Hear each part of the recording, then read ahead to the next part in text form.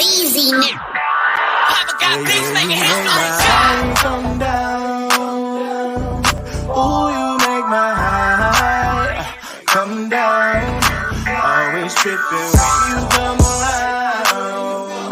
I'ma have to cut you off, like right now.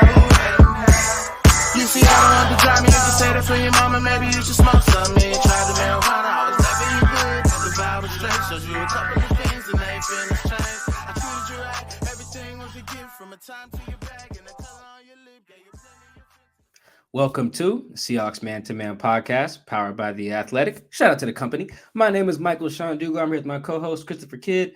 Make sure you follow us both up on the tweet machine. You guys know where to follow me at MikeDugar. Also, shout out to all of our YouTube subscribers. That's Seahawks Man, the number 2 man on YouTube. Please come check us out on there. We appreciate the love.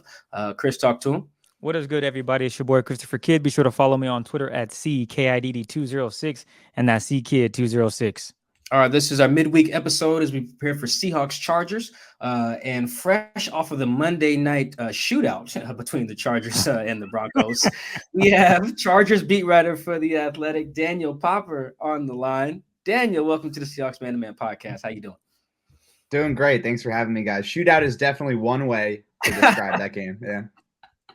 Yeah, 100%. The Broncos have been on the primetime, I think, 4 times in 6 weeks, which is, I get it, but all the games have been boring, I guess, from a national standpoint. Although I think all of them went down to the final drive.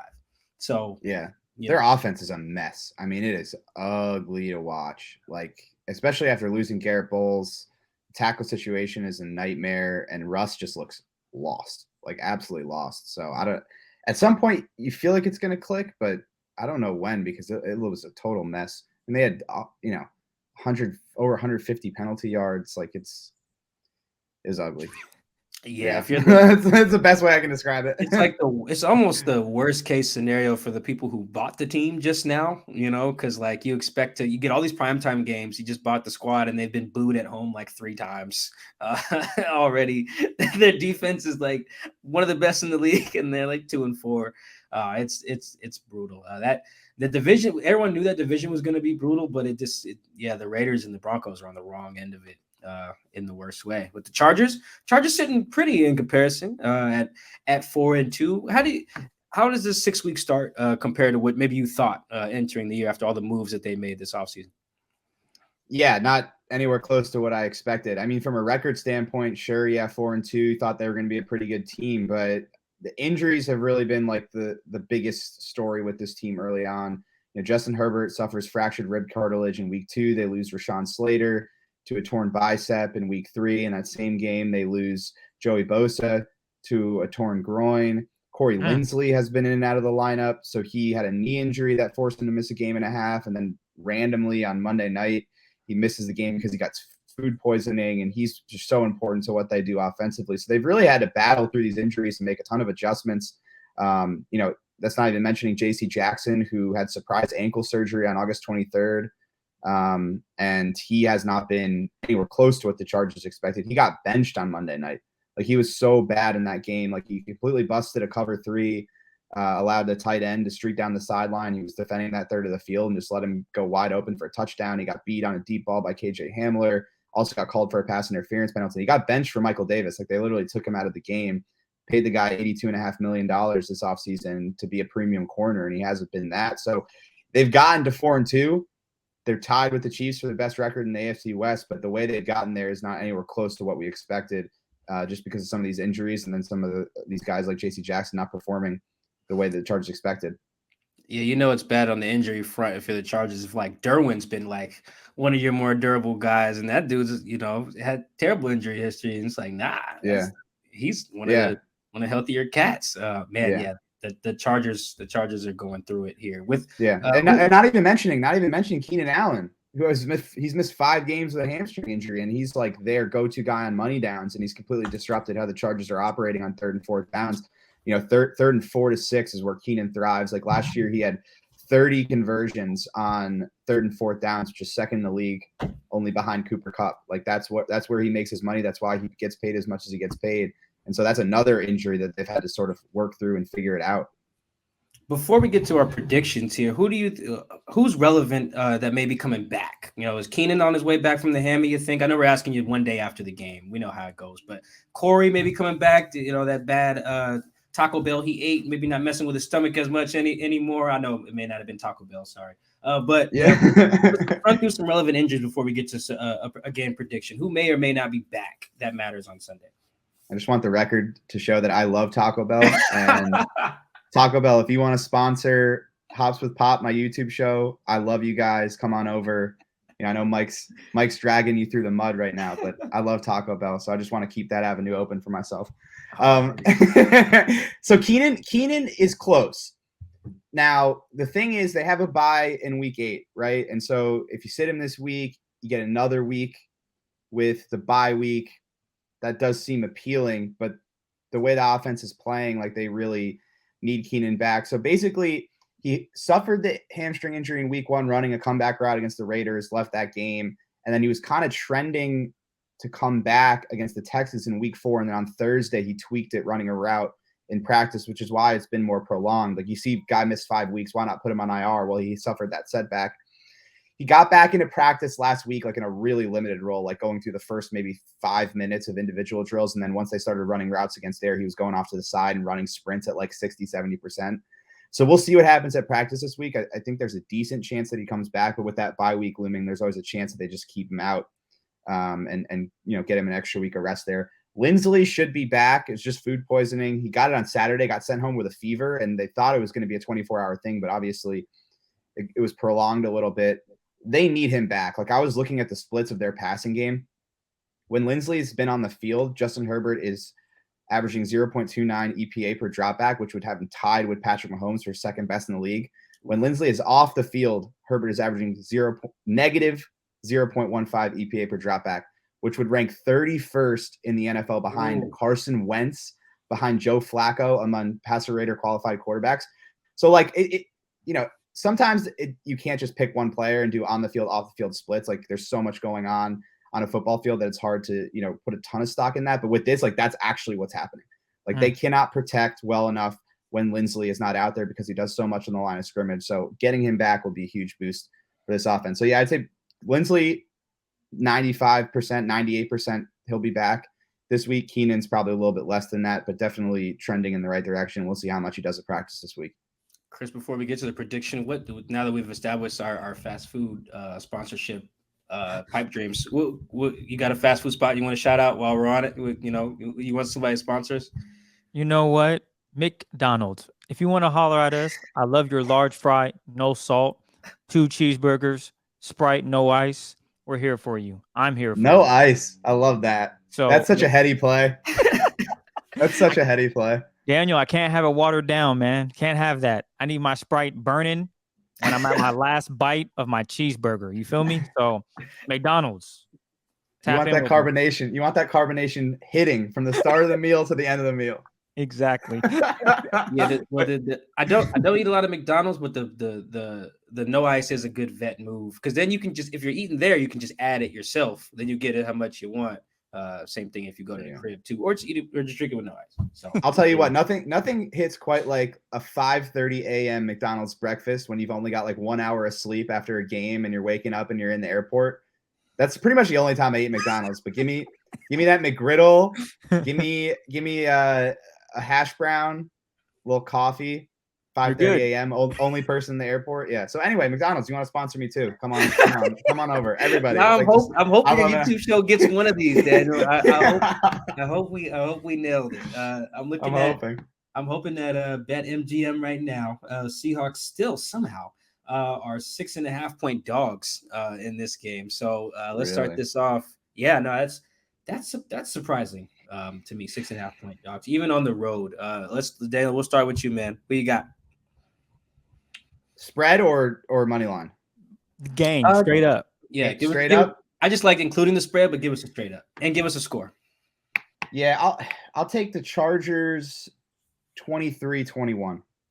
Damn, another close one. Okay. Yeah, the Chargers only play close games, and we can get into it. Like, Seahawks offense is a lot better than anyone expected, And Yes. I know they didn't play great last week this past weekend against Arizona, but like they've been an elite offense this year, and the Chargers are just prone to breakdowns. Like they're a boom or bust defense. They either come up with big plays or they allow big plays. That's pretty much what it's been. Now they've been better. They were better on Monday night, but like how much stock are you going to put in a performance against that offense? Like that Broncos offense is putrid. Like if you're not holding Russell Wilson to -9 passing yards and a half, then you're not doing your job. Like I don't put a ton of stock in it just because that offense is such a mess. And even with how they played in the second half, they still gave up 2 straight 35+ yard passes in the first half. And that was all, JC Jackson busting the cover 3, but still like they've just been prone to these breakdowns, and you're going up against an offense that's a lot better analytically than the Broncos. So I think it'll be close. 23-21 Chargers. That's my early take here. All right. Okay. There you go. All right. Yeah, the Seahawks play a lot of close games too. So yeah, we're accustomed to that around here. Chris, who you got? I too. This is tough because I really want the Seahawks to win, but I think defensively, I don't know if they're going to have enough. But what they showed last week was promising. But can they continue that? It's all about consistency, and I don't know going up against Justin Herbert, that is, and that offense. I don't know if they can have another consecutive week where they getting after the quarterback, have 3 or 4 sacks. They had 6. So we'll see if they can do it again, but I'll roll with the Chargers to win. I'll say 27-20.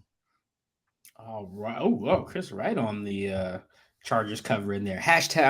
I'm king of hashtag never gamble as well. Do not get gambling is very, very, very bad. Unless you do it with BetMGM, sponsor of the Athletic.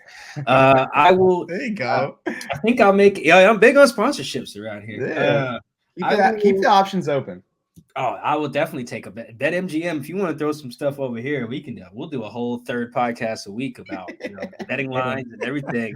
I'm part of our people who subscribe to Athletic I'm part of our expert picks panel that we do every week, and I am probably the poster child for removing the name expert from the title of that group because I be getting smoked, man. I haven't checked my record. What's your record? Chris, do you know my record? And let me see if I can pull it up because they posted it about 2 weeks ago. I don't think they updated it. Maybe it's because you've been the poster child of we're not experts. Bro, I'm so bad straight up for some reason. It's really so bad that you don't even know your record. Yeah, you don't even check though. That's the thing. You don't even look. Last time I checked, I got smoked. Let's see. You know what? Before I do prediction, I'm gonna see if I get the other games. Chris, we'll go back and read the tape. I'm gonna try to do all the games this week straight up. Saints, Cardinals. I have no idea who's going to win that game. I would. I'll take That's Arizona. some expert analysis right there. Yeah, let's see. I'll take Arizona. All right, who else we got? Lions, Cowboys. I'll take Cowboys with. Let's see, Giants, Jags. Give me Giants. Colts, Titans. Give me Titans. Falcons, Bengals. Ugh. Ooh, tough one. Yeah, I'll take Bengals, Browns, Ravens. Give me Ravens, Bucks, Panthers. Give me Bucks, Packers, Commanders. Ooh, ugh, that's yucky. Give me Packers, Jets, Broncos. I'll take Jets actually in that. Texans, Raiders. I'll take. Go ahead and go Raiders. with the Texans. You sure? Yeah, I've seen the Texans run defense. It's almost as bad as the Chargers and Seahawks run defenses. Chiefs, 49ers. Ooh, that's a good game. I will take the Chiefs in that because the Niners are banged up. Steelers, Dolphins, give me Tua on. With Tua, I'll take Tua's team always. Bears, Patriots, I'm not going to watch that Monday night. But if I do, I will take the Patriots. So Seahawks, Chargers. I'm going to make it a trifecta here. I will go with the Chargers as well. I have actually a similar score as Daniel. I'll take 24-23. I think it'll be very, very, very close. Most of the game.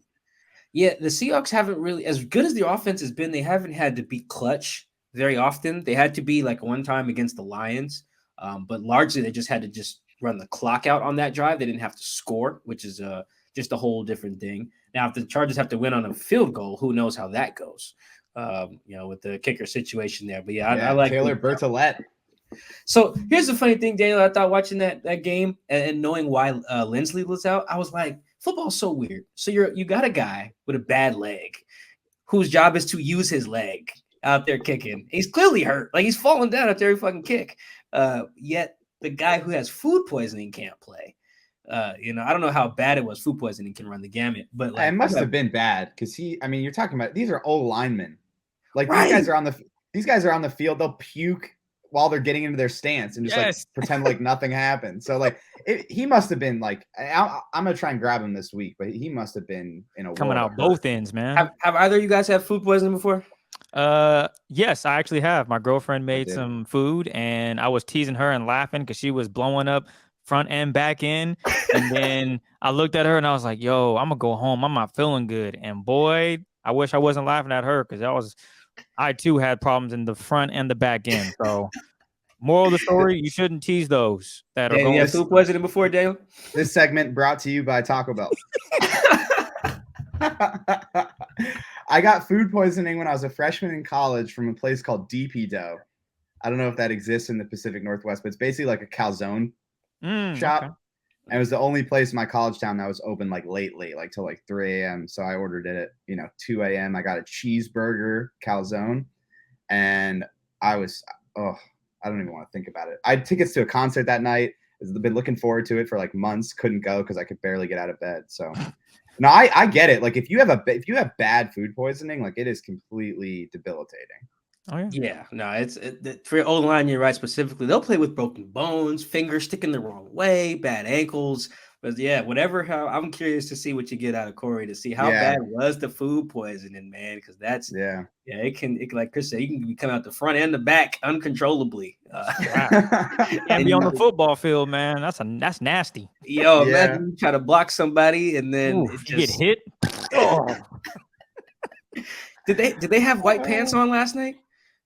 They had their powder and gold pants, powder jerseys and gold pants. Yeah, that'd be a weird stain back there.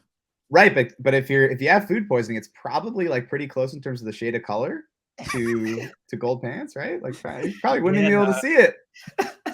Yeah, I guess that could have been bad. So let's talk about some of the people in this game and some of the sides of the ball that are going to decide this matchup. Usually, Daniel. I usually ask someone who covers the opposing team, is their quarterback good? I usually just let them roll with that question. It doesn't feel appropriate with Justin or Jay Herbo. Is that his nickname? I didn't know that. But Herbo, yeah. I just don't ignore me. Okay. I like it. No, they call him Herbo. They do? Teammates call him Herbo or Jay Herb.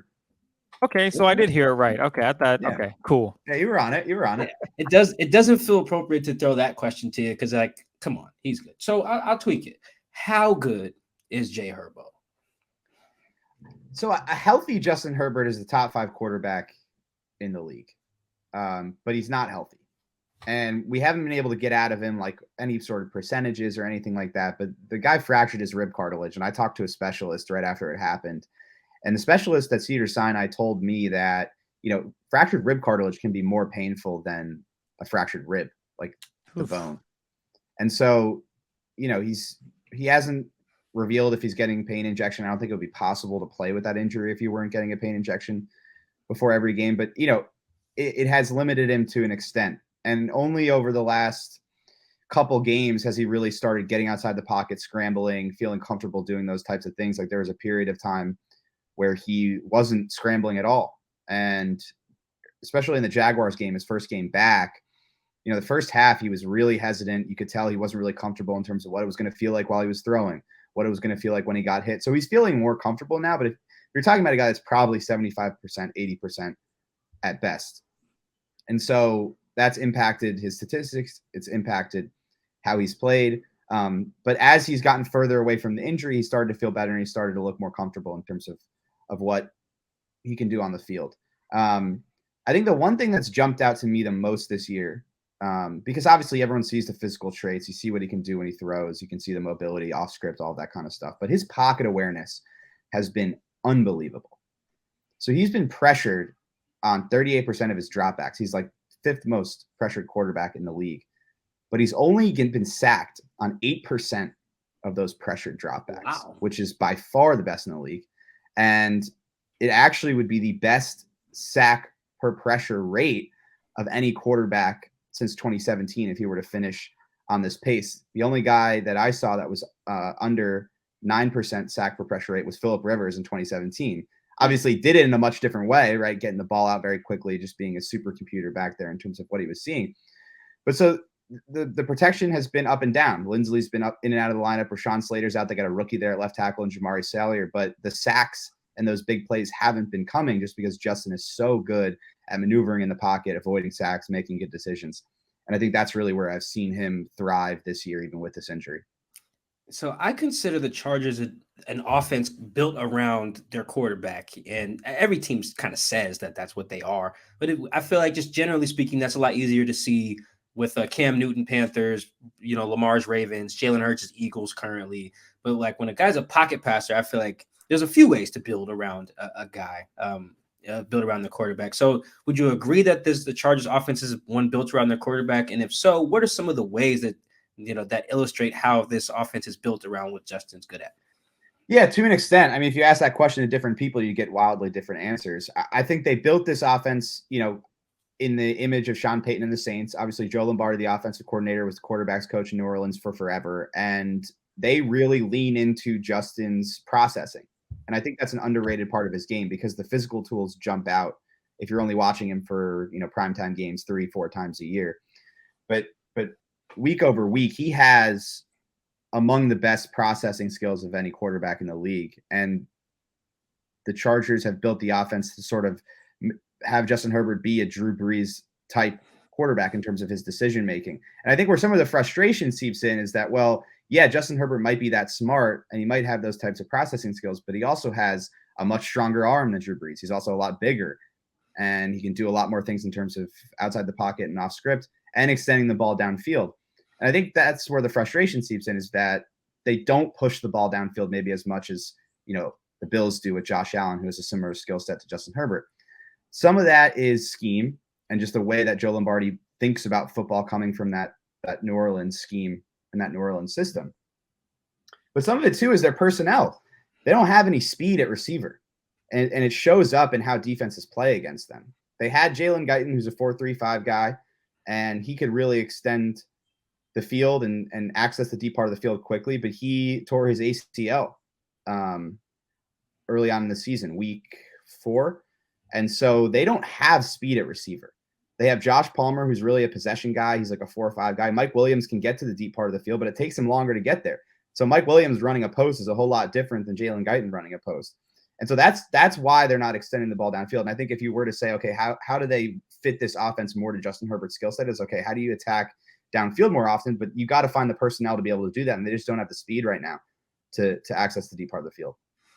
So in Seattle, we cover a establish the run coach, and Pete Carroll. And he has a lot of reasons for being that way. But one of them is the belief that if the run game is like secondary, like if you pass to if you establish the pass to set up the run, kind of work in reverse, as some people have wanted him to do.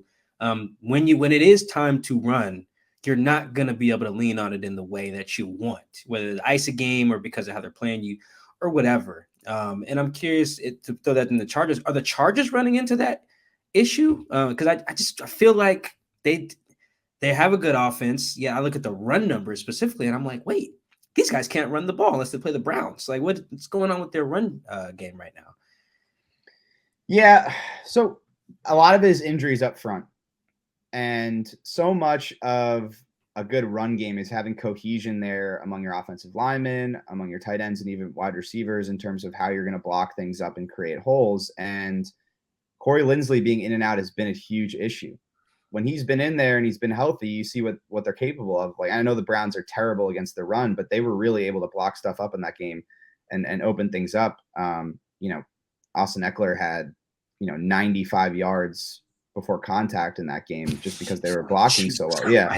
I mean, 64 of them came on one run, 171-yard run where he wasn't touched. But Corey Linsley was unbelievable in that game. And he is the engine that makes their run game go. And him being in and out of the lineup has been a huge issue. And then Rashawn Slater, too, is a fantastic run blocker, and especially his movement skills. And so, a lot of their offense last year was running outside zone to the left and getting Rashawn Slater in space and letting him go attack on the second level. And they can't do that anymore because Jamari Salyer, he's strong, he's stout, but the reason he fell to the 6th round is because he's not a particularly smooth mover. And so they've had to try and find, okay, what runs are going to work for us? And so against the Browns, they went more inside runs, more inside zone, more gap scheme, and it worked. You feel like you have some momentum there. and then you lose Corey Linsley again, right? And you get into a game and you don't have the guy that makes everything happen in terms of your run blocking. And so that's really what I point to, is all these moving parts offensively. And like, they just haven't had the group together for multiple games in a row yet this season. I think that's really impacted, the run blocking and how much movement they're creating on the point of attack for these running backs. All right, so let me go ahead and send in this trade offer for Austin Eckler then, now that Corey Linsley is going to be back here. I'm also not only am I a bad picker of games straight up, I'm a terrible fantasy player. So the people who listen to the pod know that. Although I think I'm good in the league that I'm in with Chris. I think I'm like 3-3 or something like that. I traded LaDainian Tomlinson away the year he set the fantasy scoring record in 2004. Okay, well, what did you get back? Let's hear that before I don't think it matters. I'm not going to reveal that, but it may or may not have been Plaxico Burress. Oh, no. Oh, that makes it worse. Oh, no. All right, I'm done. I'm leaving. No. Oh, no. Oh, that's. I don't think I've ever revealed that publicly. I was 11 years old, all right? God. I can edit that all out. No, leave it in. He said it. Leave it in. Leave the Taco Bell, McDonald's fantasy. You're leaving it. So I'm just as bad at fantasy as you are, Mike. Oh, there we go. Thank you. I feel like we just know too much about football and maybe overthink it. That's my issue with fantasy. I draft poorly. I'm 0-6 in one league anyway. That is hard to do. It's really hard. I scored 50 points in that league last week. That team was so bad. I didn't even. It's terrible. One last thing on Jay Herbert. I forgot your last answer kind of ties nicely into this, because I was going to ask, is this O-line eventually going to get Justin killed? Because it does seem like he does take a bit of a beating back there, even if he's getting rid of the ball. Arizona just got sacked 6 times by Seattle's front. Like, is this are the Chargers in trouble? Is this a good matchup for the Seahawks in that regard? What do you think? Yeah, if Corey's in there, it changes everything. If Corey's in there, then they can scheme things up and really, send help and chips over to Jamari Salyer's side. It's what they did in the Texans game. It's what they did in the Browns game. And if they can get on script, then the game plan comes alive, and they're really able to move Justin outside the pocket. They're able to get into the play action game, and they're really able to help Jamari over there so that he's not under a ton of pressure. But yeah, I mean, the right side was an issue in the Broncos game. Trey Pipkins, who was going to be a big question mark coming into the season, actually was playing at a super high level. Like, I was really impressed with what he was doing, but then he sprained his MCL against the Browns. And so he was not moving well Monday night. Baron Browning got the best of him on a few rushes on that right side. And so, when Corey's in there, it changes. Corey's in there, you can get the run game going, and you can get on script and run some of this play action bootleg, move the pocket, keep Justin clean. He really doesn't take a ton of hits unless it's like a complete shit show like it was Monday night. And if Corey's in there, then your baseline is not shit show. It's a little bit better than that. So you feel like you can avoid some of the pressure. But I'm sure we'll get to this, but the Uchenna Nwosu revenge game coming up in this one, and I'm sure they're going to be lining him up over Jamari Salyer, and he's going to be pinning his ears back and trying to get after the quarterback and prove to the Chargers that they shouldn't have let him walk. You mentioned earlier Keenan Allen, and I'm a big nerd on route running and the elite wide receivers, and Keenan Allen's one of my favorite route runners because, again, he doesn't have the speed, but you mentioned his 3rd and 4th down conversions. He's money, and that's because he's able to get open using his head, his body, his arms just to create separation. And unfortunately, that would be a fun matchup to see going against Tariq Woolen and the other secondary with the Seahawks. But unfortunately, it sounds like he might miss it. So with that happening, who do you see or who do you think needs to step up in that scenario? You still have DeAndre Carter. You mentioned Josh Palmer. So who do you think is going to step up and bring that electricity that they need to score against the Seahawks defense that might have figured things out last week against the Cardinals? Yeah, so still up in the air with Keenan. Like, I really wouldn't be surprised either way. But yeah, I mean, if Keenan's out, then Mike Williams has to step up. Like, if he's not being a number 1 wide receiver while Keenan's out, then this offense has really struggled. He went up against Pat Surtain Monday night and was pretty much erased from the game. And Pat Surtain's a different animal, obviously, but when Mike's rolling, this offense is completely different, right? Because he can get to the deep part of the field, win these 50-50 balls. He's great after the catch. They're scheming up a lot of stuff for him in the play action game, running him open on crossers. When he's rolling, this offense looks really good. The problem is when he's gone up against some talented cornerbacks, he hasn't been super successful. So I would put it on him.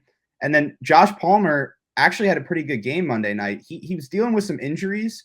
He had an ankle issue, and then early on in that Browns game, they were running a slant flat and to the right side, and he just collided with a defensive back and banged his knee up. So he was really banged up in that Browns game, but he actually looked pretty healthy on Monday night. He's a guy that can play inside, play outside.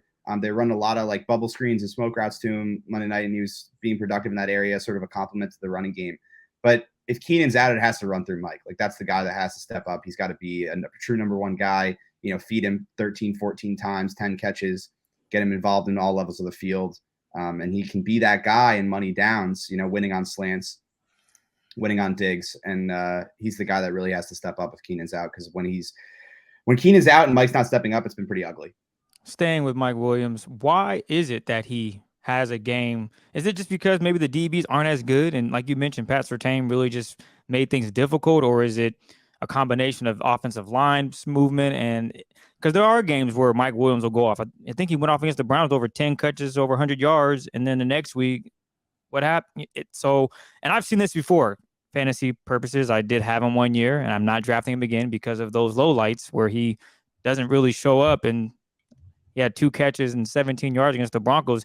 And that's someone you would expect to go out there using his big frame and get those targets, get those catches. But for whatever reason, him and Herbert are on the same page, or maybe it is a corner that shuts him down. So what exactly are you seeing from him when you go back and look at the film that says, damn, this is where he needs to get better, or there's other factors? Yeah, no, it's a really good question. Weirdly, his home away splits are odd. Like, all of his bad games this season have come at home, and then all of his big games have come on the road. I don't know if there's anything to that. I think it's just kind of just a random statistical development. I think it's the way teams play the Chargers. I think smart teams, if you know Keenan's not going to be in there, you're going to roll coverages Mike's way. I think there were some missed opportunities in some games, like that Jaguars game when Justin was dealing with the ribs and wasn't truly comfortable. Mike was open in the deep part of the field, and they just didn't get him the ball in a couple plays. I think some of it is the competition that he's going against. But then, he goes to the Browns, and Denzel Ward played pretty much that whole game. That's a really elite cornerback, and Mike has a great game. So I think a lot of it is just how teams are playing him. Like, if you're going to go into a game and say, hey, we're not going to let 81 beat us, take the Bill Belichick approach and double him and roll coverages his way and force some of these other guys to beat you. I think that's the way to go, because it's worked. Like, you can take Mike out of the game if you double him and really focus your defensive game plan on him. And some of these other guys don't really scare you that much, especially when Josh Palmer was dealing with his injury. DeAndre Carter's been a journeyman. I've actually liked what he's done, but he's certainly not Keenan Allen in the slot. So if I was game planning for the Chargers and I knew Keenan Allen wasn't playing, I would focus everything in my secondary and my pass defense plan on taking Mike Williams out of the game and forcing one of these other guys to beat you. Interesting you say that, because we all watch film, and through the first 5 weeks of the season, the Seahawks, 4 weeks, I just say, the Seahawks didn't do that. All right. They got destroyed. Mike and I have a little joke that if you want to have a career day, just play against the Seahawks defense, whoever it might be. Because if you look back at how the season started, random players that you're like, they're still in the league. Oh, they have a career day. I mean, hell, Taysom Hill 2 weeks ago had a career day. So I would look at the Chargers and say, man, you could take away Mike Williams, but Austin Eckler, he's proven that he can be a catcher out of the backfield, and he can, against the Browns, run the football. And the Seahawks are still, again, trying to find that consistency. So my question to you would be, let's say they do shut down or make it tough for Mike Williams. Although I think he could have a breakout game just because of the size. And if they line him up away from Tariq Woolen, who's a speedster, and the Seahawks really don't play that man where they have a guy falling. Tariq's going to be on that side the entire game, no matter what. Who would step up in that scenario where Mike Williams maybe has, 4 catches and 50 yards? Who do you think needs to have that big game? Yeah, and that's really the question. It could be a number of guys, just based on how Josh Palmer played Monday night. I think it could be him. He looked a lot more healthy, really, moving well, making plays after the catch, all those types of things. So, if you do take Mike away, it's got to be a combination of guys. It's probably Josh Palmer. And then Gerald Everett is another guy I'll throw out there who's been a really key piece of the offense.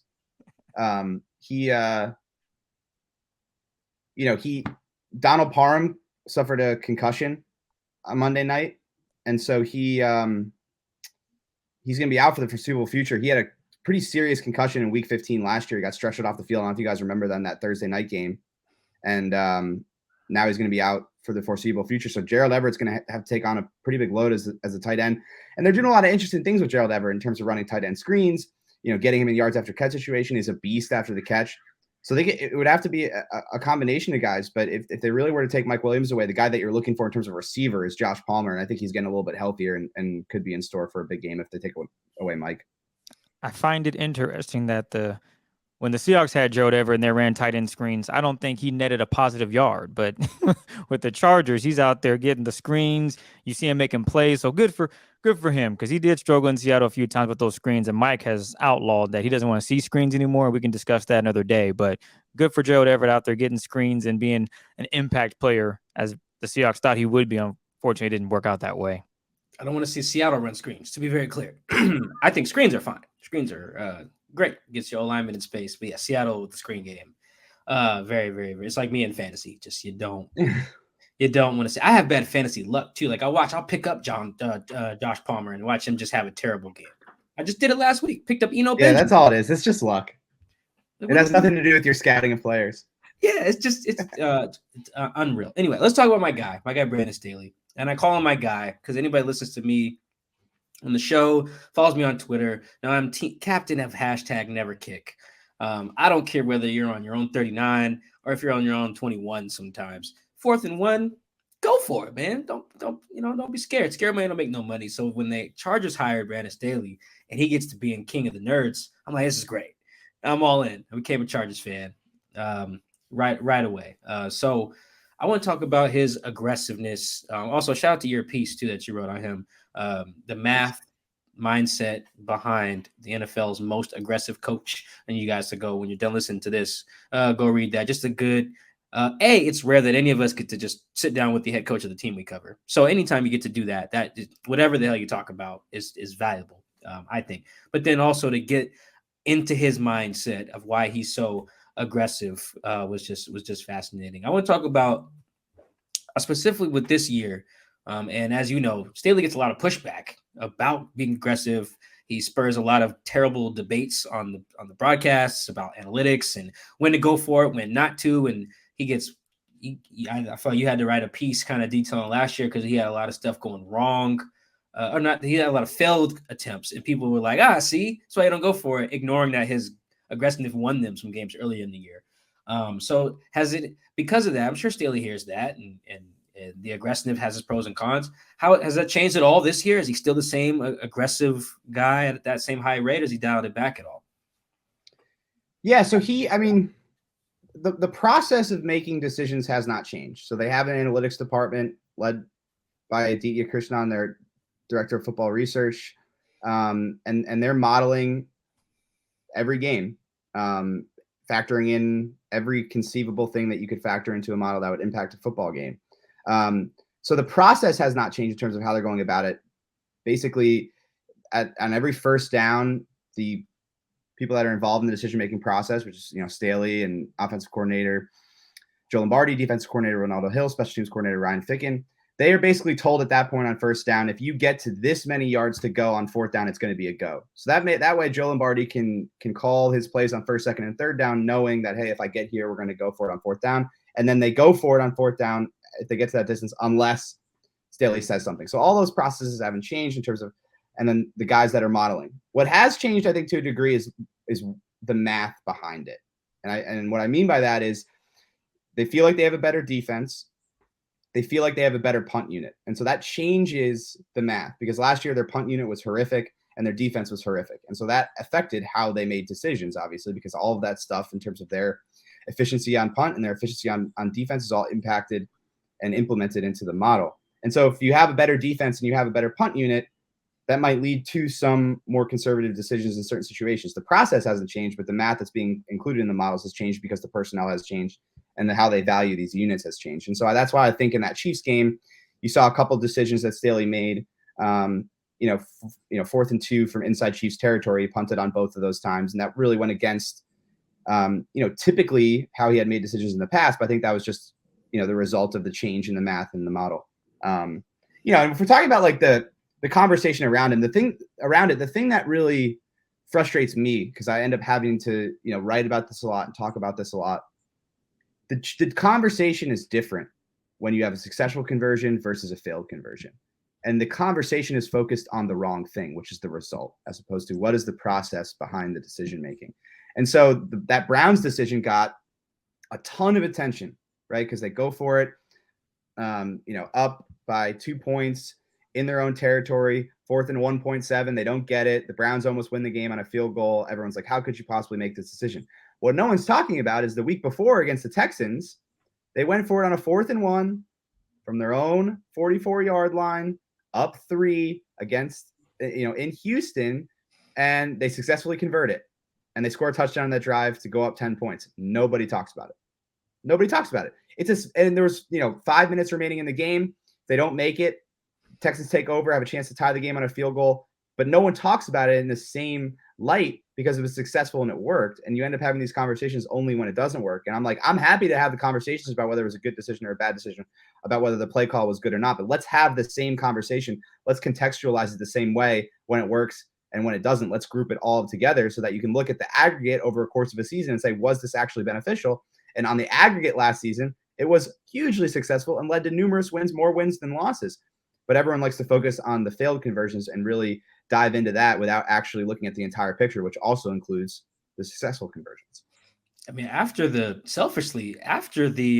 Raiders game to end, the regular season last year, I'm down with Justin Herbert throwing it on every 4th down ever. Because those were some of the best throws, considering the situation, what was on the line. Like, Chris, you remember that last year when it's just Justin Herbert and Derek Carr, mostly Justin Herbert, though, like, 4th and 17,000 yards. Watch me squeeze this tight window post here before hitting 3 fucking defenders. Like, after that, I was like, fuck it, Staley. I compare it to playing Madden. I don't care. 4th and 7, I'm going for it. I have Keenan Allen outside, Mike Williams. I'm going to throw the ball, and one of these guys is going to come down with it. I get it. It's aggressive, but I also understand that sometimes you just want to attempt that 3 and get those points on the board. Although you did give me a nugget there, off wax there. I understand why teams kick it. I do. I really do. And I'm not going to be mad at a team that says, you know what, 4th and 2, we're in field goal range. Do I really want to put this defense on the field? If we don't get it, let's just attempt the points. And if you make it, you miss it, I guess you can blame the kicker. If you don't go for it, I get it. It's a tough one. Analytics will always probably prove that you probably should go for it. But then even then, let's say you go for it and then you get to 4th down again. Do you now go for it again? It becomes it could become a problem where you just keep going for it and you don't get it. We saw that with the Arizona Cardinals last Sunday. They went for it 4 times. I don't think got it once. And if they had just attempted those points, you never know the outcome of the game. Do they win? I don't know, but they get the points. They at least attempt the points, and that changes just the game alone because they went 0-4 on 4th down. So I like how he does it though. When he's going for it, I'm confident that he's going to get it. I think also it depends on your personnel, who's out there on the field, and who's your number one dude. Like right now, not having Keenan Allen, that's probably tough. You're asking Mike Williams to step up, and he had a rough game against the Broncos. So we'll see how it happens. I guarantee you though, against the Seahawks defense, Staley's going for it every time. I'm calling it. If it's anything under 4th and 7 yards, I would put $100 on the line saying he goes for it every single time. I don't care where the ball's at. How much money you lost betting this? Just throw this in here too, Daniel. Kristen lost a few hundred to start the week here making the bets. Are you up yet in the plus? Well, I've calmed down, but I did bet since the NBA season has started. I did bet $50 on Golden State winning straight up against the Lakers. So I'm very confident in that. I think the Lakers are going to lose by at least 13 points, if not more. Daniel, Chris started off, I think, week 1 down like 300. I made a dumb bet. I shouldn't have put money on Drew Lock. I don't know what I was thinking. I just thought Drew Lock would come in and light it up and not throw interceptions. And boy, was I wrong.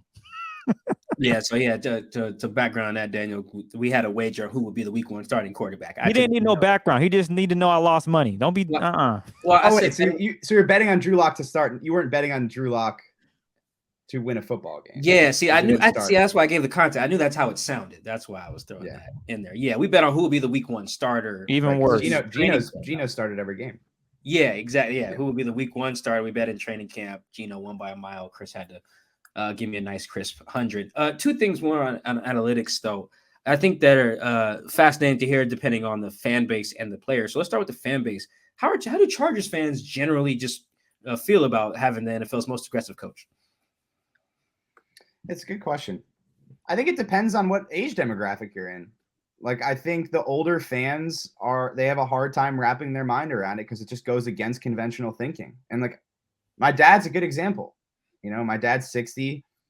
We grew up watching football together, watching the Giants, and like, he's Bill Parcells, old school football type guy. And he sees some of these decisions and it goes against every fiber of his being as a football fan. And I think that like when you talk to older Chargers fans, it's like, hey, like, I understand it. I appreciate the work you've done to try and explain what the process is, but it still feels weird when it happens. Right. And I think some of the younger fans who are either more analytically minded, more open-minded, because they haven't been watching football and seeing decisions made a certain way for decades and decades, they're more open to it. So I think it really depends on sort of how long you've been watching football and, how certain decision-making processes are sort of embedded in your brain. For some people that are 50, 60 years old, this goes against how they've seen decisions made their entire football watching life. And I think it's hard to change. I mean, it's like you can broaden it out to life in general. Like at that age, like it's hard to teach an old dog new tricks. Like it's hard for people to change and accept new ideas across, any part of life and any part of society. And I think that's what you see here. That makes sense. I think that I would love to see Staley like be a coach of like an NFC East team and have that aggression. I feel like the fan base is there. All the Twitters of the NFC East teams are just full of just fervent believers in their team. They get Twitter in general is just full of it's slop. It's a lot of trash in there. One last one. So how did I can imagine how the offensive players may feel, but I'll ask it anyway. How do players on both sides of the ball feel about their head coach's aggressiveness? So here's where I'm at with it. All you want, if you're a player, is you want a guy with a plan. Like you want a guy with conviction. Like that's all that matters. Like if you feel like your head coach has a very specific, detailed plan of how he's going to go about making decisions, you have to support him. Where it gets hairy for players if you feel like you lose trust in your coach because he doesn't have a plan. If he's just making decisions based off his gut, you're making all of these game management mistakes, and there doesn't seem to be some through line in terms of this is how we're going to make decisions. Brandon Staley has a plan. He's had a plan since the day he got here, and he has not shied away from explaining it to whoever wants to listen, including me, right? He'll talk to his players about it. He'll talk to the media about it. He'll talk to his staffers about it. He has been very clear and transparent about how he's going to go about making decisions. So, like, the players sometimes it'll go against how they usually feel like decisions are made, like Keenan Allen tweeting after the game. But ultimately, like, they're not surprised because this is how he's going to go about it, and it's how he's explained it. And so all you can ask from your coach is to have conviction, have a plan, and be transparent about that plan. And that's what Brandon Staley has done since the day he took this job. There we go. I like it. Let's talk defense here for a couple reasons. A, because the Chargers went out there and were like, we're going to fix this fucking defense. We're going to sign Joseph Day. We're going to trade for Khalil. We're going to pay folks. We're going to sign JC. Like, we're going to fix this defense one way or other because it was pretty bad. The other reason is just like I love talking to Staley because he's like, I call him unofficially the dude that broke the Seahawks because in 2020, boy, them Rams just had the Seahawks just cooked. I know they beat them in the week 6. Seahawks won the week 16 game to win the division. Jamal Adams smoked the cigar, but in general, playing Staley's defense 3 times in 9 weeks just destroyed Brian Schottenheimer and Pete Carroll, and to the point where they got divorced before our eyes. So, considering all of the good background that Staley has on defense, considering the players that they've invested in on that side of the ball, what's going on here, Daniel? How come the Chargers don't have like an elite defense in 2022? Yeah, so I think J.C. Jackson playing the way that he's playing has been a real problem. You go out and you sign a guy to that kind of money, you expect him to come in and be a premium number 1 shutdown corner, boundary corner, taking their best guy from the jump, and he just hasn't been. Well, he missed time. Missed the first game, missed the third game because of this ankle surgery. And then when he's played, he hasn't been good enough. And he got benched on Monday night. So I think that's been a factor. They lose Joey Bosa. And the whole plan for the defense is, okay, we're going to have 2 elite edge rushers. And everything is going to feed off of that. And so they're not going to be able to target help to Khalil Mack or Joey Bosa. We're going to get a lot of one-on-ones for those guys. We're going to engineer one-on-ones for those guys because it's hard to defend 2 elite pass rushers on every single down. And that was going to open things up and create a lot of pressure on the quarterback. You lose Joey Bosa. and that affects how much pressure you're getting on the quarterback. They really don't have a ton of edge depth, so it's been 31-year-old Kyle Van Noy, second-year former fourth-round pick Chris Rumph, waiver pickup Derek Tuska. That's what's been rushing off the opposite side, and so that's affected their pass rush. And then they've just been prone to these big plays. J.C. Jackson's been beat on a couple, but Nasir Adderley, who they're expecting a big jump from at safety, he got beat on 2 touchdowns, or 2 long plays, 1 touchdown, and then 1 deep shot to Nico Collins in the Texans game. He's been making a lot of mental errors, taking bad angles on runs. He got benched against the Browns, started on Monday night and got brought back. So I think you just had slip-ups here, and then just the explosive plays they're giving up on the ground. They gave up a 52-yard run to the Chiefs, 50-yard touchdown run to the Jaguars and James Robinson, gave a 75-yard run to the Texans and Dameon Pierce. And then they gave up a 41-yard touchdown to Chubb. It's like you give up explosive plays like that, and they're also giving up these explosive plays in the passing game. It's going to be really hard to be a consistent defense. I don't think they're a bad defense. They're probably a middle-of-the-pack defense. If they can eliminate some of these explosive plays and just play more consistently, they can probably be a better defense. Okay, so you mentioned J.C. Jackson, and is he out the doghouse? I'll just flat out. Is he gonna? I'm guessing he didn't lose his job per se, right? He's going to be back starting against the Seahawks, correct? All right, yeah. So J.C. Jackson, we'll see, man. Okay, we'll see. He has not been good enough, and they straight up benched him. And Michael Davis came in and played really well. And I can guarantee you that Brandon Staley is going to put the best cornerback on the field. And makes sense. if he doesn't see J.C. Jackson sort of turn a corner here in practice, I would not be surprised if he doesn't start. It's been I don't. The weird part is when he came out in training camp, he was playing at a really high level. And so this whole idea that he's not fitting into the scheme, I think, is complete bullshit. He came out in training camp and was balling. And then he gets this surprise ankle surgery, minor procedure to get something removed from his ankle. And he just has lost his confidence. And I was talking to him in the locker room last week. He's like, I just got to get my swag back. I'm like, well, how do you get your swag back? He's like, I just got to get a pick. My nickname is Mr. INT. I got to get my hands on the football. And it's such a tough position. If you aren't playing that position with confidence, it goes downhill quickly. I don't care how talented you are. I don't care how many interceptions you've had in your career. I don't care what your PFF grade was in your first 4 seasons. If you lose confidence, it can go downhill very fast, and it can turn into a tailspin situation. And that's what we're seeing right now. He's just not confident. And so I think it just takes one big play for it to turn him around. But if you can't trust him, you can't put him out there, and you put Michael Davis out there, you have people in the right positions for an entire half, and you hold the Broncos to -9 passing yards in the second half and overtime. And I know it's the Broncos offense, but if you feel like Michael Davis is going to be playing assignment sound football, and that's all you need. You don't need an elite player there. You just need an assignment sound guy that's going to be in the right positions. And then you feel like the scheme's going to come to life. Then I feel like you have to make that decision. So I could very easily see J.C. Jackson not starting this game against the Seahawks. Got it. How's Asante Samuel Jr. looked out there? I know he's going to be tasked with a fun matchup this week with the Seahawks and DK and Tyler Lockett. How's he looked though so far? Yeah, he's looked good. I mean, he took on the challenge of defending Devontae Adams in that Raiders game in week 1. He got beat sometimes, but what I love about Asante Samuel Jr. is that he has that short memory. And so he got beat. There was that clip that went viral of Devontae spinning him in circles and getting free on that 50-yard catch. Asante got juked out of his shoes and then missed a tackle. On the very next series, he came back and had a pass breakup on a 2nd and 25 on a Devontae Adams comeback route. And that's kind of how he's been his entire career. So he's playing well. I've loved the way that he's tackled in space. His competitive fire really jumps off film. And he had a really good play against Jerry Jeudy on Monday night. They tried to run a double move on him on a 3rd down, and he really defended that well. So he's just a solid number 2 corner, and that's really what they were looking for when they drafted him. But I think the vision for the defense was, hey, we'll get J.C. Jackson in here. He'll be a premium number 1, top 5 corner type guy. And then that'll allow Asante to really develop in that number 2 role. But without J.C. Jackson in there playing the way that they expected, it's kind of forced them to ask more of these other guys, particularly Asante. Well, he's going to see a lot of Tyler Lockett come Sunday, so that'll be a fun one to check out for sure. And then lastly, Bryce Callahan. I watched the game. He was making plays. Can you tell me a little bit about his game and what he does at that nickel spot? Because every time there's a tackle for a loss, he was over there flexing and making plays. I'm thinking, damn, this dude looking pretty good. Yeah, he's playing at a really high level right now. And, he's just been so injured.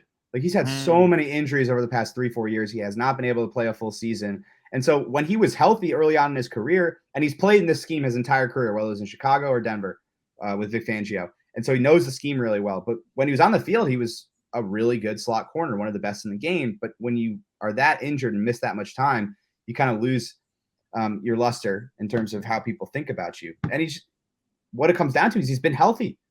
He's been on the field and he's been healthy. And you're seeing, the old form of Bryce Callahan come through. He's aggressive. He's smart. He's always in the right position. He moves really well in the slot. He has that type of physicality in the run front that you want from a nickel corner. He can blitz. He's doing a lot of stuff for them. But the thing that jumps out most is that he's just been really sound in coverage, just sticky in coverage. He's been a real bright spot for this defense because they signed him to like a vet minimum contract. And he's been like a really, really, really solid slot corner for them this season. What the Cardinals did against the Seahawks on last Sunday was they really made it tough for the Seahawks to go at using DK and Tyler Lockett. And I'm curious, do you think the Chargers will try the same thing and say, you know what, we're not letting DK and Ty kill us, throw it to D. Eskridge and your other guys? Is that something you see happening again where they make sure, we're not letting your best guys get the ball? Yeah, it's tough. I mean, it's tough to take away two guys. That's why you build your roster that way, So, I think you can go into a game plan and say, we're going to take away one guy, but trying to take away two guys is going to be tough. I think, if you had J.C. Jackson on the field, it'd be different. Like if you had J.C. Jackson playing his top level of football, you feel like, okay, you get DK in the boundary and you can put J.C. out there and figure out the rest. But without him out there, or if he is out there not playing at the level you expected, it makes everything a little bit more challenging. So I'll be really fascinated to see, what they do in terms of this game plan. But they've been prone to some big plays in the passing game. I know they played well in that second half against the Broncos, but regardless of who's on the field, there's going to be potentially opportunities to hit shot plays down the field, and the Seahawks have been exceptional in the passing game so far this year. So that's definitely a matchup to watch. King Gene, as Mike would say. I have a fun stat here. I had Mike Sando help me out with this because anyone who watched the Seahawks game against the Cardinals saw like the DK and Tyler combined for 4 catches for just 51 yards on 12 targets. That's a pretty low total for those two combined. I was like, man, have they had a bad game like that before? The answer is yes, ladies and gentlemen. Thank you for asking. So in week 16 against the Cardinals, actually, 2019, they combined for 1 catch for 12 yards. It was Tyler who had the catch. The DK was held without a catch. In week 10 last year. That was DK's rookie season, right? Yeah, correct. Yep. Yeah. Patrick Peterson just shadowed him and shut him down was the short version of that. Week 10 last year against the Packers, they combined for 5 catches for just 49 yards. I think 26 from DK and 23 from Tyler, or vice versa. So I think teams are gonna. There is somewhat of a blueprint out there on how to bracket 2 guys, how to double 2 guys. Part of that is just cover really well. That's part of what Arizona did. Last defense thing here. We'll go to Seahawks defense. Are you excited for the Uchenna Nwosu revenge game that we're gonna get on Sunday? Absolutely. I'm expecting a big performance from Chenna, just having spent, 3 seasons around him, knowing, how these guys get motivated. I imagine that Chenna's had this game circled from the moment he signed his contract with the Seahawks. Or I guess as soon as the schedule came out, after he signed that contract. They love Chenna. I mean, the Chargers, he's a guy they drafted and developed. They kind of drafted him. They didn't know where he was going to play. Was he going to be an off-ball linebacker? Was he going to be an edge rusher? Eventually, started to show some promise as an edge rusher, really fit into that role in Brandon Staley's scheme. He got off to a slow start, but really played well down the stretch. He had some big plays and interception in that Chiefs game. And so they wanted to bring him back, but then all of a sudden Khalil Mack becomes available, and Brandon Staley is so familiar with Khalil. They feel like he has stuff left in the tank. They make that trade, and at that point, as soon as they take on that cap hit, they just can't afford to pay Chenna as a third edge rusher, and so they let him walk. You give that explanation to Chenna, I don't think he wants to hear it, right? He's like, if I'm good enough, he would have brought me back. Like, taking an objective view from my position, I'm like, well, if Khalil Mack was available, it made sense. They could fit the money into the cap sheet and all of that. But Chenna's probably looking at it and saying, like, you guys didn't want me. And when a player feels that way, especially a guy as talented as Uchenna Nwosu, he's going to come out with his hair on fire. And like I said, the tackles are a little bit of a weak spot for the Chargers. Trey Pipkins was playing well, but he's got this injury now. Jamari Salyer is a rookie 6th-round pick. And when he goes up against elite edge rushers, we saw that he's prone to some mishaps, like against Myles Garrett. Obviously, Myles Garrett's a better player than Uchenna Nwosu, but still, like, there's going to be some opportunities here for Uchenna if the Seahawks can get the Chargers in an own pass, and I'm expecting him to have a huge game because if I was him, I'd have this thing circled. Oh man, I can't wait. I'm glad you brought this up pre-show too as well, because I almost forgot the race to just get you on here and do everything we're doing. Man, I love a good revenge game, man. I hope, and now I'm kind of hoping the Seahawks win just because I'm a big fan of narratives. Because like week 1, I had forgot week 1 Seahawks Broncos. For somehow I just forgot getting in the Russ and Pete stuff. I forgot that Shelby Harris played for the Broncos. So when I see his interview after the game, I forget who he was talking to. I think it was like James Palmer, NFL Network. And then Shelby looked in the camera and he's like, yeah, that's what happens when you trade one of your D linemen to the other team.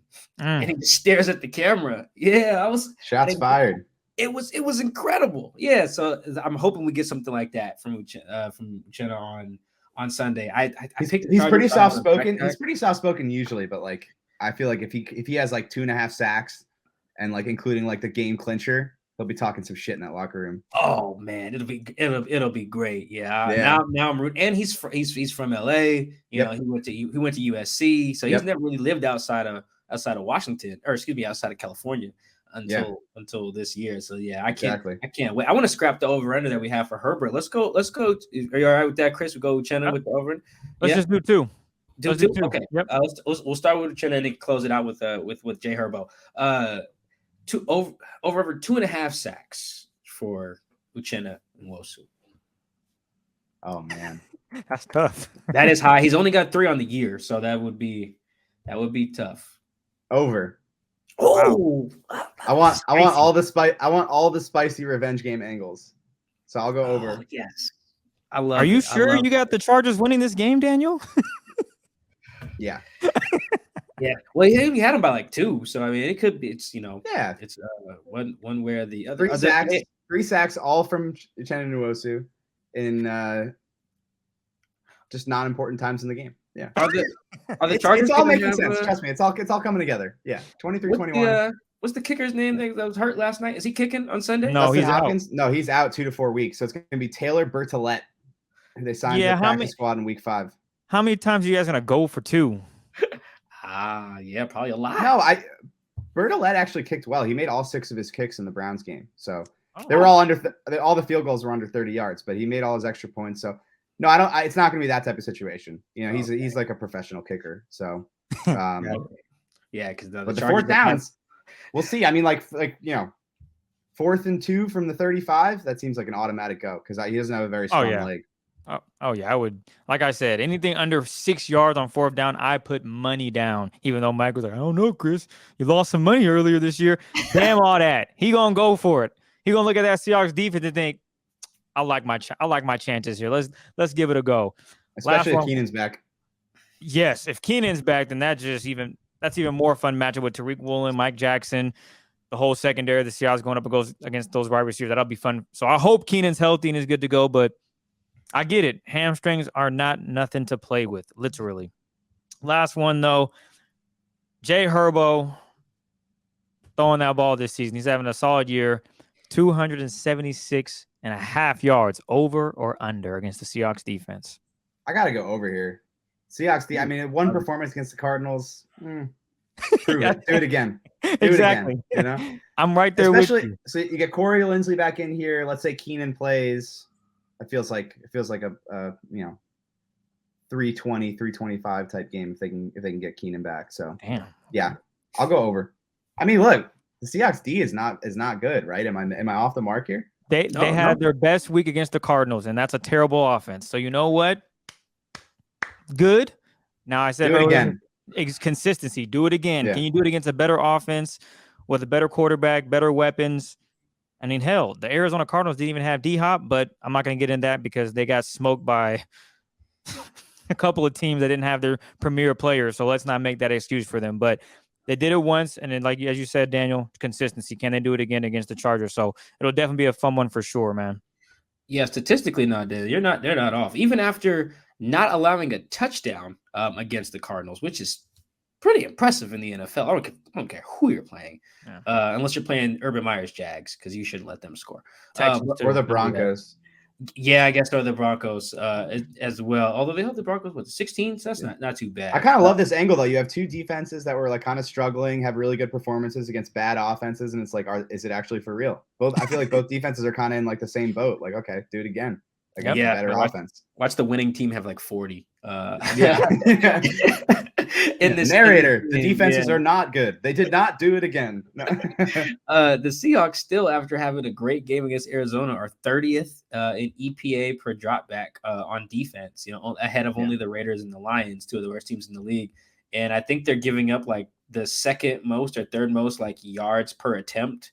Still after having a good day against Kyler. Yeah, they're 30th in yards per attempt allowed at 8.3. So the defense still is the sample size is still wide enough to say they got to prove it again, Daniel. So you're on it with 276 and a half. It's good over under, Chris. Glad you picked that. Absolutely right. Daniel, we thank you for joining the podcast, sharing your food poisoning story, shouting out Taco Bell, talking nerdy analytics with us, just breaking down the matchup. I'm looking forward to it. I love being in SoFi. Best stadium in the league for my money. Thank you for joining us on the podcast, man. Give a shout out to your social media and stuff. And you have a YouTube show as well. People can check out. Shout everything out, man. This is your time.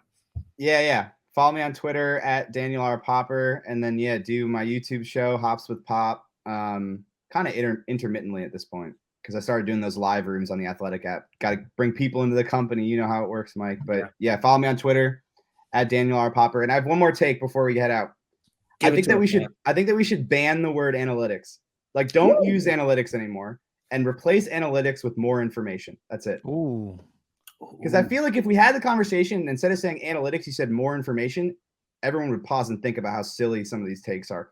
Because that's all this is. You're just getting more information to make a decision. None of these coaches are sitting there with like a spreadsheet being forced to make decisions based off what the math is telling them. They're just getting more information and then making their decision. Now, some coaches will lean into that math more than others, but that's all it is. And particularly for the Chargers, it's just gathering as much information as possible to make a decision. So no more analytics, more information. I like that, man. Change your bio to that. I love it. Yeah, it's not analytics, it's more information. Yeah, I love that. I've defended analytics on the show before. We've had Ben Baldwin on here a bunch of times. Ben's the homie. So we talk numbers and stuff. Yeah, it's just I like to use the example from the scene there. Remember the Titans? Whenever that movie is set, like in the 70s or some shit, where the math teacher brings in Denzel Washington's character has the math teacher crunch numbers. I think he's looking at tendencies on the other team's offense. I think is what he was looking at. Maybe it was their defense. Can't remember. Anyway, that was analytics, quote unquote. Like, this is how often they run this play versus this package, this percentage of the time. Like everything can be anything that's not just a divide this number by this number, and that's the average. Pretty much all that in football is some advanced math. And so, I'm with you, man. I'm king of the nerds over here. I want teams to go for it and be aggressive and take information into account. Yeah. All that stuff. Take into account whether your center has food poisoning, take into account whether it's coming out the front, coming out the back, or both. That's analytics.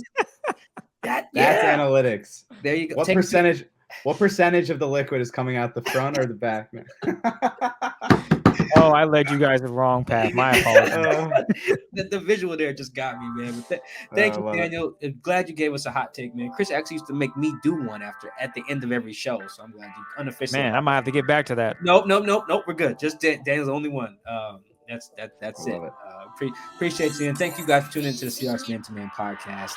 I am Mike Dugard. That's Chris King.